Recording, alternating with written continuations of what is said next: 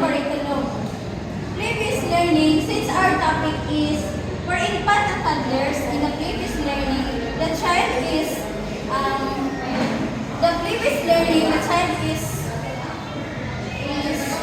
ang ilahang play is through kanang crawling and jumping. And about the emergent curriculum is ongoing on the flow lang siya because kung ang sa need sa infants is mura siyang ginasunod sa teacher. Example, if ang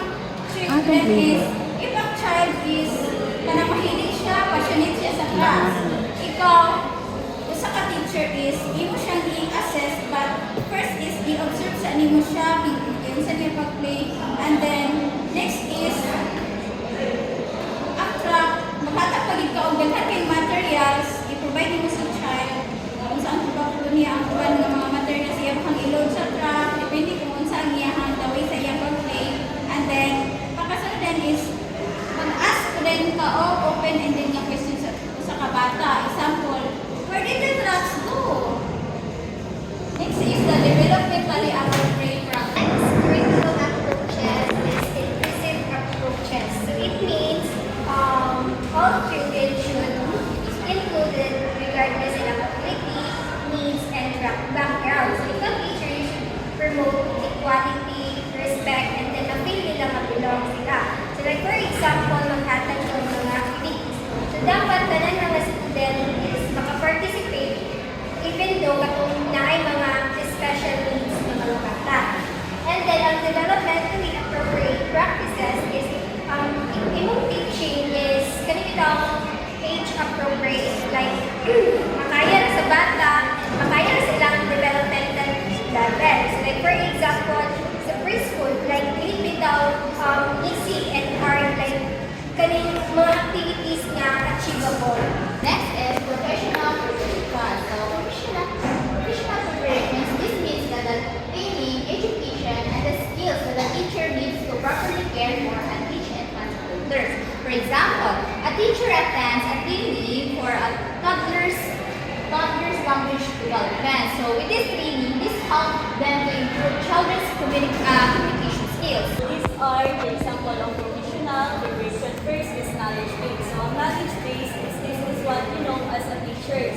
Like, kung saan mo pagsabot ang bata, yung development, and family background, kung saan mo pag-treat ang bata fairly.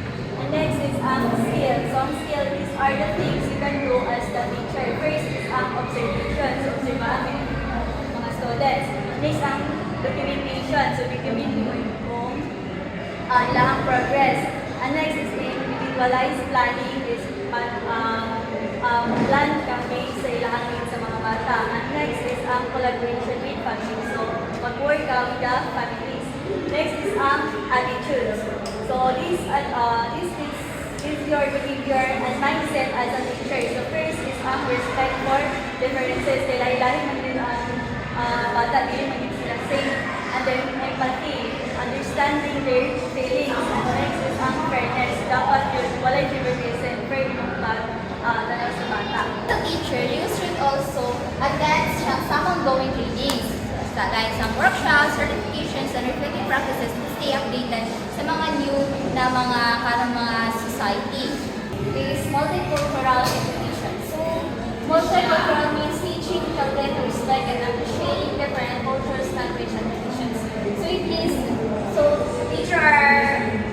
we are teaching children to respect, appreciate, and cultures or another culture. So these are the example. The presentation. What is presentation? So presentation is like use books, songs, or materials that reflect diverse cultures. So dapat imo siyang ipakuan sa mga bata nga hindi na respect or appreciate ang lain-lain na cultures sa usa-usa. What language instruction? So, mawala siya ang mga lain-lain, mga language sa bata nga ginagamit sa eskwelahan. For example, sa kanang eskwelahan is na sila, ang bata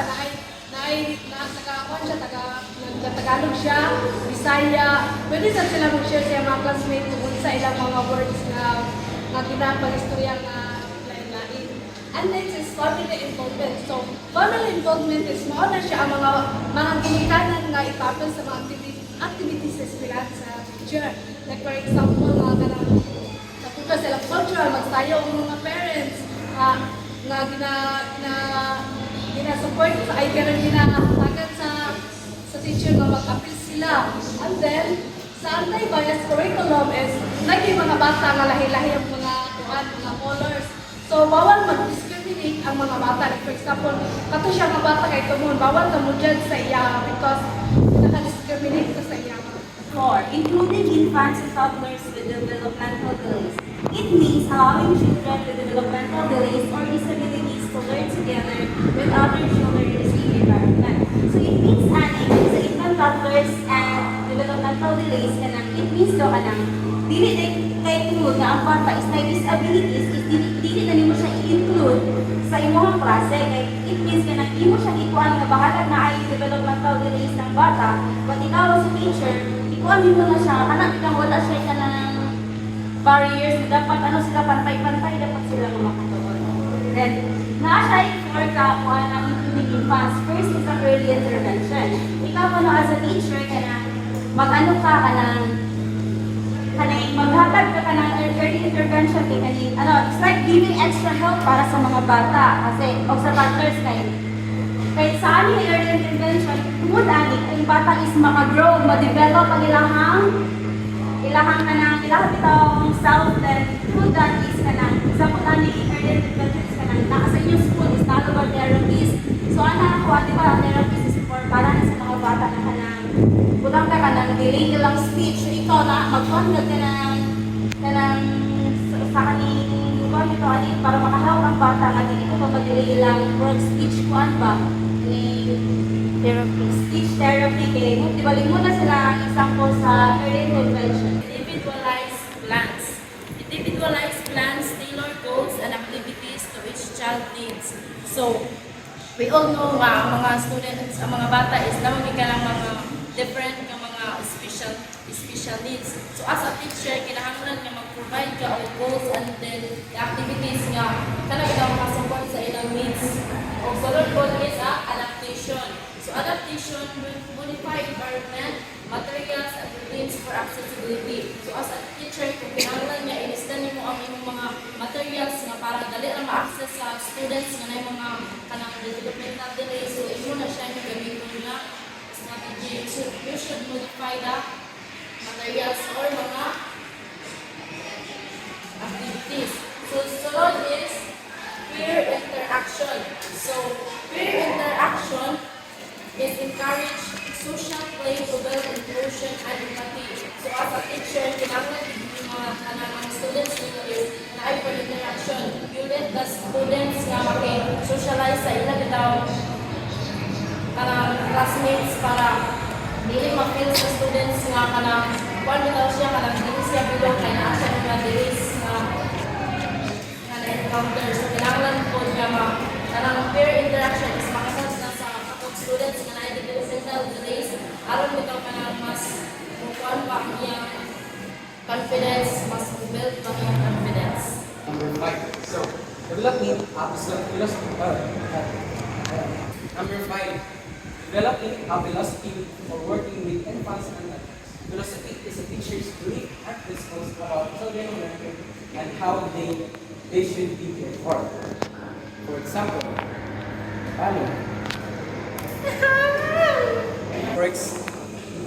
For example, a teacher believes that children learn best through play. Because of this belief, the teacher provides many play materials allow free exploration, deserves children interest before planning lessons.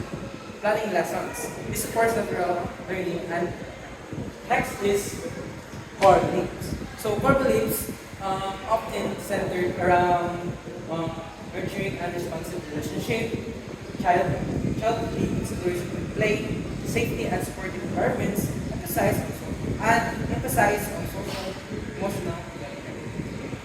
So, Okay, next, guiding principles. So, guiding principles is a safety nurturing relationship and responsive caregiving. So, guiding principles. So, these are the teachers to guide infants and toddlers para sa to their relationship and the safety of the children.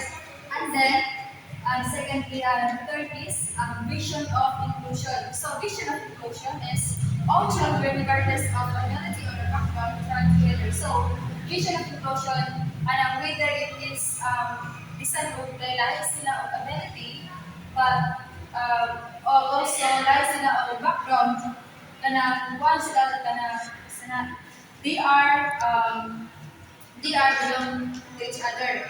So and then the last thing is reflective practice. So reflective practice is continuously evaluate and adapt based on children's growth and family feedback. So sa reflective practice, ano siya is sa teachers na padayon o evaluate and adapt based on the children's growth kana para sa ilang growth sa infants and toddlers. So in overall, curriculum for infants and toddlers means creating learning experiences for all children using child-centered teaching methods, teachers being well-trained, respecting different cultures, including children with developmental delays, or having a clear teaching philosophy.